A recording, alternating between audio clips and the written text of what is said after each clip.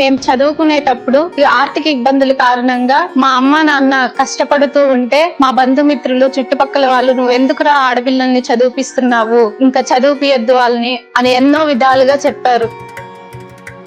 చదువుకునేటప్పుడు ఆర్థికంగా చాలా ఇబ్బందిగా ఉండేది. ఒకనొక టైంలో మా అమ్మ వాళ్ళకి కూడా చెప్పలేను, నాకు ఇది కావాలి, ఇలా కోచింగ్కి వెళ్తున్నారు, నేను వెళ్ళాలి, నేను స్టడీ హాల్కి పోయి చదువుకోవాలి అని చాలా ఇబ్బందిగా ఉండేది.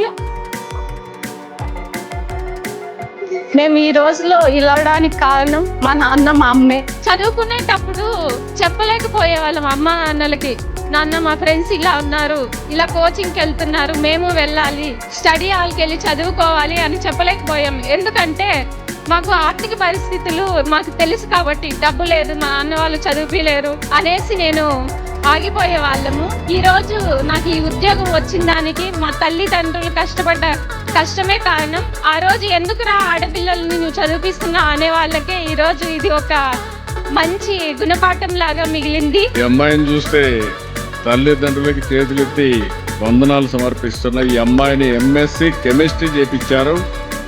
నేను ఆ తల్లిదండ్రులు ఎంత ఆనందపడతారంటే, ఇలాంటి బిడ్డలు కనడం వాళ్ళ పూర్వజన్మ సుకృతం. నేను గర్వపడుతున్నా.